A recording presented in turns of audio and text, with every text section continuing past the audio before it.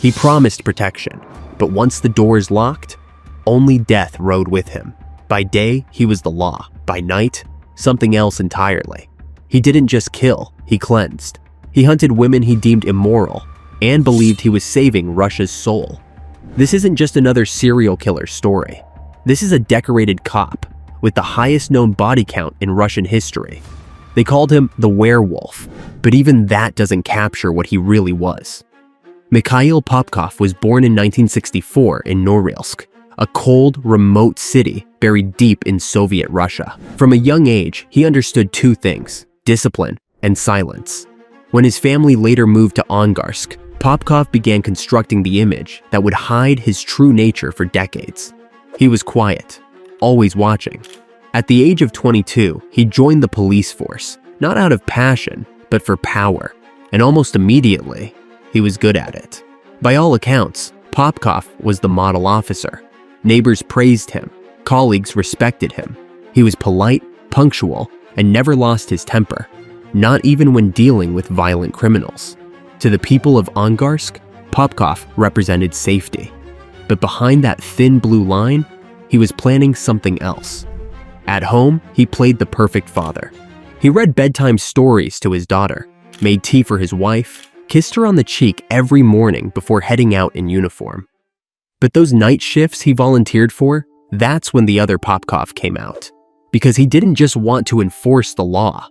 He wanted to twist it. He knew how to manipulate trust. He knew what fear looked like. He knew where the cameras didn't reach, and which victims no one would report missing. Mikhail Popkov had the badge, the keys, the car, and the mask of a man no one would ever suspect. It started with late-night patrols. Mikhail Popkov always volunteered. A warm dinner at home, then off into the cold, unforgiving Siberian night in his police-issued Lada.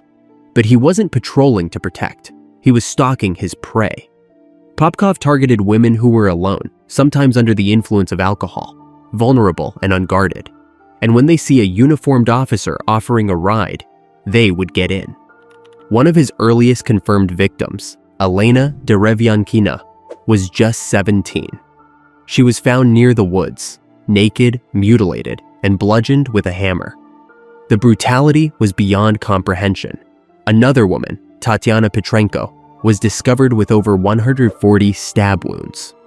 Her face had been so disfigured that investigators initially struggled to identify her. Popkov used tools from his garage: axes, screwdrivers, pliers. Each killing had a signature: extreme overkill, genital mutilation, and discarded bodies left in isolated locations. The symbolism, his twisted motive, which we will explain later in the video.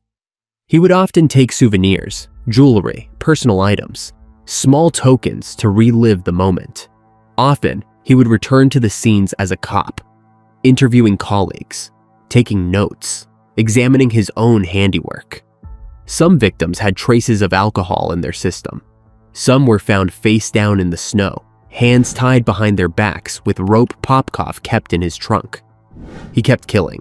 Even after leaving the force in 1998, he acquired a job as a security guard, still able to lure. Now here's where the story takes a disturbing psychological turn. Popkov didn't just kill. He believed he was cleansing society. In his mind, he was punishing women he saw as immoral. Those who drank, stayed out late, or had multiple partners. He claimed his wife's supposed cheating was the trigger, but his behavior matched what criminal profilers call a controlled deviant, a sadist who blends into the system, uses authority to dominate, and kills with terrifying precision. Inside our private community, we've broken down his full psychological profile, from his obsession with control, to the childhood trauma that triggered his hatred, to how he described his victims, as if they were objects, not people. You'll also get access to criminal psychology courses, weekly crime cases, and footage too disturbing for YouTube, in which we have put a lot of hard work and energy. First link in the description, November 1999. A woman's body is pulled from a roadside ditch on the outskirts of Angarsk. She's not moving or breathing, covered in bruises, her skull fractured, lips blue from the cold. To everyone on scene, she's dead. They place her body in a black bag and transport it to the local morgue. But then something unthinkable happens. A morgue attendant reaches to unzip the body bag, and the woman gasps. Her name is Svetlana Misyavichus. She was 17 years old. And she wasn't dead. Svetlana had accepted a ride from a uniformed officer late at night. What followed was a horror she would barely survive. She was raped, beaten with a blunt object, stabbed, left naked in the cold, but somehow she lived. In the hospital, barely able to speak, she gave a statement. He was wearing a police uniform. He had a car with government plates. He told her she was being punished. She didn't know his name, but she remembered his face. For years, her case was dismissed, put aside by investigators who couldn't accept a cop being capable of such violence. Popkov kept killing, but the seed of doubt had been planted. By 2000, whispers were growing louder in Angarsk. Dozens of women had gone missing or turned up dead. Bodies discovered in the forests, beside highways, dumped like forgotten trash. But the police had no suspect, no motive, just a string of brutalized corpses and a trail that always went cold. The murders were irregular, years apart, different locations, slightly varied methods. But one thing stood out: the footprints. Standard issue police boots, and next to them, tire tracks from a Soviet-made Lada, the kind of car issued to regional officers. Investigators didn't want to believe it, but deep down, they knew. One of their own might be involved. Still, the idea was too insane to say out loud. So the case stalled, until one woman, Yelena Dobrovolskaya, 25, was found frozen in a ditch and a scrap of blue fabric clutched in her hand. Analysts determined it was part of a police uniform. Now it was undeniable. The killer wore a badge. Still, without hard evidence, the department couldn't afford the scandal of publicly accusing their own. But one officer in Irkutsk had an idea. If they couldn't find the killer, maybe his DNA could find him. And so, in 2012, a region-wide sweep began. Nearly 3,500 active and former officers were called in. Each one tested and cataloged. Then, a match. The DNA recovered from a preserved rape kit, stored for over a decade, matched a former officer, Mikhail Popkov. He had left the force in 1998 and started working private security. Kept his car, his gear, his habits. But the past had finally caught up with him. And just like that, a 20-year nightmare had a face. It belonged to the man they once called a model officer. It belonged to Mikhail Popkov. June 23, 2012. A small team of officers knocks on the door of a modest home in Angarsk. Mikhail Popkov answers. No panic, no confusion, just a polite smile, like he'd been expecting them. He's brought in for questioning, but there's no resistance. He sits down calmly in the interrogation room, crosses his arms, and begins to talk. What follows doesn't feel like a confession. It's a list, cold, precise, delivered with no emotion. I killed 22 women, he says, as casually as if he's ordering coffee. He describes the tools he used, an axe for some, a hammer for others. He recalls the dates, the weather, even what the victims were wearing.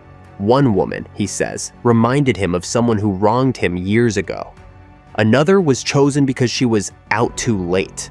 For investigators, what made it worse wasn't just what he said, but how he said it. He spoke clearly, almost proudly. No shame, no remorse. When forensic psychologists assessed him, they noted his remarkable calm. One expert called it a classic case of compartmentalized psychopathy, meaning he could kill, then go home and eat dinner with his family like nothing happened. Popkov displayed high cognitive control, masking his violent impulses under a composed exterior. Popkov was charged with 22 murders and 2 attempted. In 2015, after a brief trial, he was convicted and sentenced to life in a high-security Siberian prison. Investigators believed the case was finally closed. But they were wrong. In 2018, Popkov suddenly decides to speak again and confesses to 59 more murders. Many of the victims had never even been listed as missing. He described where he left their bodies, what they said before they died. One woman begged for her life, he said.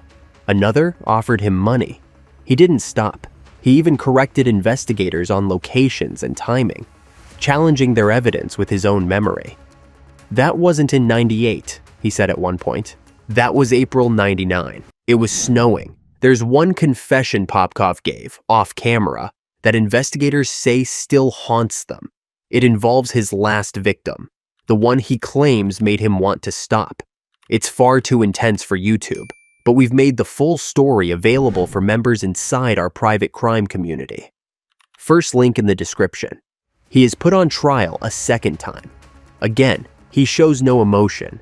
This time, the court convicts him for all 59 murders, and he's handed a second life sentence, plus 9 more years under the strictest prison regime in Russia. That brings his official count to 81 women. But even that number doesn't tell the whole story, because between 2021 and 2023, already deep into his sentence, Popkov kept talking. He confessed to 2 more murders. One of those victims had remained unidentified for nearly 15 years. The only clue was a rusted belt buckle found in the woods. Popkov described it in detail, what it looked like, where he dropped it.